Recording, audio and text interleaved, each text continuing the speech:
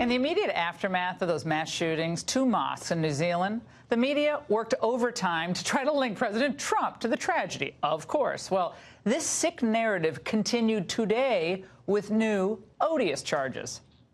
Yes, he's crazy. He's a white nationalist. Racially and ethnically insensitive. Personal grievance that is precisely consistent with the white nationalist agenda. This whole racial bigoted perception of the president is an albatross around his neck.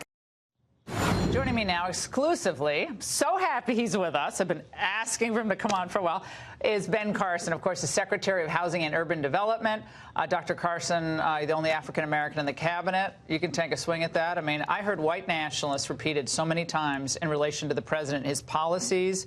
Those are white nationalists. His emphasis is on white nationalism over and over again. Your reaction? Well, you know, there's a narrative that's being painted there, but, you know, I've had an opportunity to interact with racist people throughout my life, and he is not one.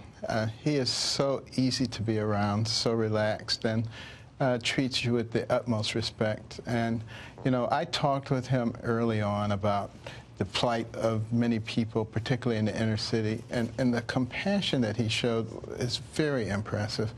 But, you know, he doesn't wear it on his sleeve. You know, he believes that a rising tide lifts all boats. And he doesn't go around playing identity politics. He said, let's just fix this so that everybody does well. Well, one of the things that I found most amazing that got almost no coverage, because you've gotten hammered recently, we'll get to that, but you actually worked with Bill de Blasio. You can't get pretty much any more of a liberal mayor than Bill de Blasio. But you worked with him because the New York Housing Authority has been plagued with all sorts of problems. Dilapidated housing, rodents, infestation, yes. This goes on and on. There was a federal takeover of New York City Housing Authority. January 31st, it became official. I would have thought de Blasio would have hammered you. De Blasio went on and on about how it's a new path forward. He said you're very responsive. You were very responsive. Yeah, what we've done today creates a strong path forward. He said a tangible path forward. And he says it will change and improve the lives of public housing residents. We wanted to make sure there would be results. Right. What happened there? You and he are like our pals now. Well, I'll tell you what really happened, and I wish this would happen in our Congress, too. We just decided to put the people first. We said, whatever we talk about, let's always keep the people at the forefront and do those things that will actually benefit them. And, you know, that's the approach that we've taken in all of our HUD projects. And, you know, we're looking at our REACT scoring. We're looking at ways to get people out of the squalor. You know, a lot of people say, well, why do you let people live in this dilapidated place? It's because we don't have another place to put them. As soon as we have another place to put them, believe me, we will do that. But, you know, you have to weigh all of these things very carefully. And having grown up around that, I'm very, very interested in making sure that we give people the kind of quality life that will allow them the freedom to think about something other than, are they going to survive the night? Yeah, well, rents are going up in cities across the United States. And yet the left and a lot of fair housing activists say, well, HUD is cutting programs, 18% proposed budget cut for this fiscal year, 10,000 units of public housing are lost to decay every year, according to your own department, and saying that you're not doing enough to address this. Well, there are those who believe that just throwing money at the problem is the only solution. You know, we're looking at a lot of solutions. First of all, the budget that has been proposed makes sure that we protect everybody in all of the housing programs. Nobody is going to be thrown out. But we're looking at things like the RAD program, Rental Assistance Demonstration, which comes and remodels and rebuilds a lot of these dilapidated places and takes care of that deferred maintenance that's been put off for so long, because the system that we had been using just allowed it to continue to accumulate and people to get further behind.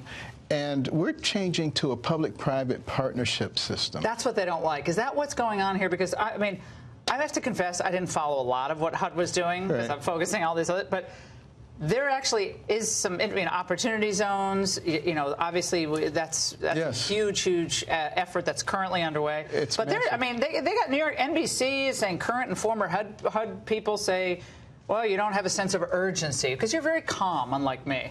You're very calm, Secretary Carson. Well, would you like to What's your sense of urgency? Would you like to have a neurosurgeon who panics every time something starts bleeding? Panic. That's what they want. No, they're looking at things the way they used to be.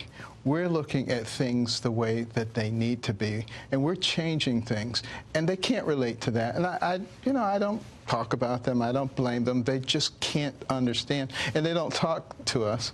And when they do talk to us, they distort what's going on. So I don't really worry about them. I just worry about doing what's right, and the proof will be in the pudding. And we are working to get people out of poverty with the opportunity zones. People have made a lot of money over the last couple of years.